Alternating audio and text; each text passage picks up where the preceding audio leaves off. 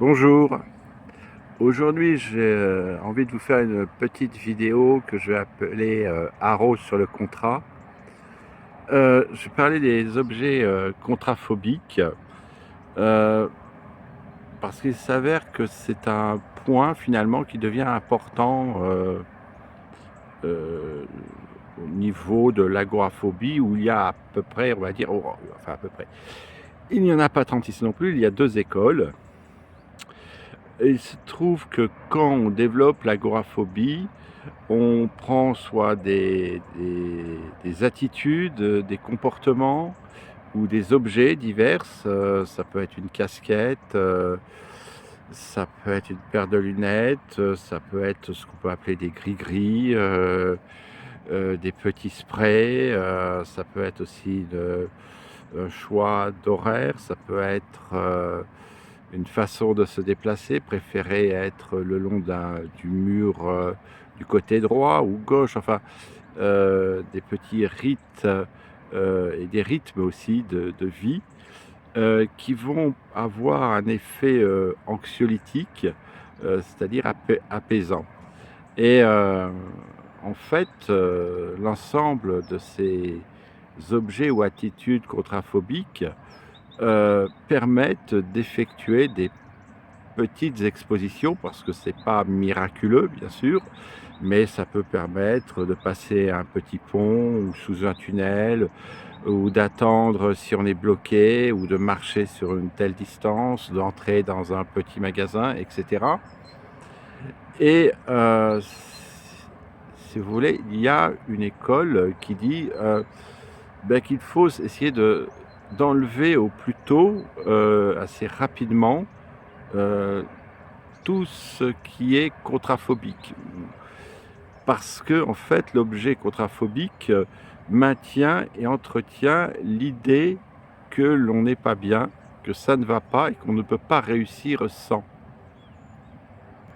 Alors, c'est pas seulement réussir sans, c'est aussi que ça maintient le fait que l'environnement est dangereux et qu'on a besoin de cela pour franchir dans le cap je veux dire en fonction de l'évolution où l'on en est, de franchir certains obstacles, et que finalement on ne peut pas les faire sans, mais aussi ça entretient l'idée que l'extérieur ou les obstacles en tous les cas sont dangereux et qu'on a besoin en quelque sorte comme un chevalier qui va affronter un chevalier du Moyen-Âge qui va affronter dans un tournoi un autre chevalier, de son armure, de son équipement, de son bouclier, de son épée, etc. Parce que c'est dangereux. Alors que nous, il n'y a pas de danger dans l'agoraphobie.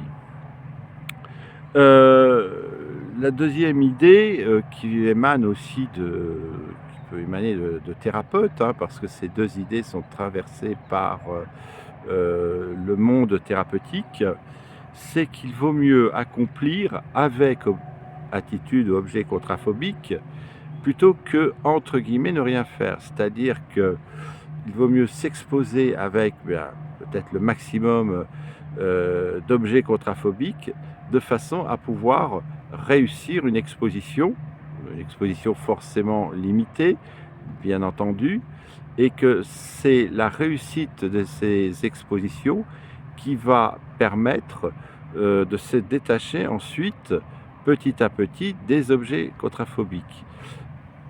Moi, je penche pour cette deuxième analyse. Je pense, moi, voilà, ça ne me gêne pas d'avoir à affronter, j'ai envie de dire, enfin, je vais pas avec 1000, je n'ai pas 1000 attitudes et objets contraphobiques sur moi, mais d'avoir à affronter avec le plus d'objets contraphobiques qui peuvent m'aider et me dire, bon, j'ai réussi l'exposition, je ne regarde pas forcément ce qui m'a aidé au niveau de ce qui est contraphobique. Je crois qu'il va falloir les compter, le nombre de fois où je dis contraphobique, parce que je le dis un grand nombre de fois. Donc, en tous les cas, moi, ça ne me gêne pas. c'est l'habituation, c'est l'accoutumance, ensuite les sorties et l'aisance qui va faire que, de mon point de vue, petit à petit, on peut se séparer de ce qui est contraphobique. Alors on peut se séparer, je ne sais pas, d'un spray, on peut se séparer d'un gris-gris, on peut enlever un sac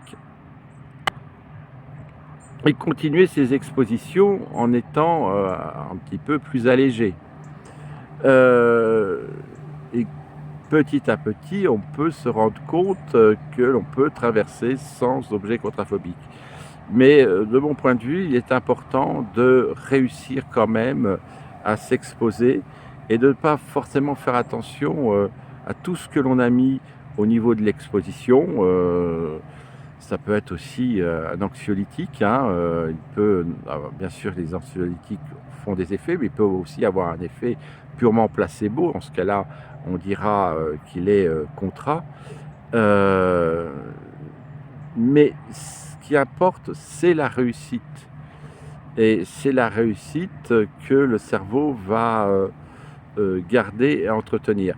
Donc moi, je suis de ceux qui pensent que il ne faut pas travailler d'abord sur les objets contraphobiques avant de s'exposer, c'est-à-dire en essayant de ne pas en avoir ou d'en avoir très peu.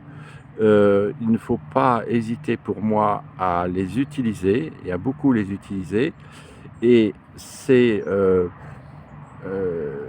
les sorties qui permettront ensuite, et les expositions qui permettront ensuite de faire enregistrer quand même au cerveau que l'on peut sortir. Euh, je dirais agoraphobie avec objet contraphobique ou non. Et c'est la sortie qui sera visualisée, qui sera enregistrée. Et ça, je suis davantage dans cette démarche-là. Voilà, ben, écoutez, j'espère que vous avez pris plaisir à écouter cette petite vidéo. Bien, si vous avez un point de vue convergent ou divergent, je vous remercie en ce cas-là de le faire partager en commentaire. Et puis, je vous salue.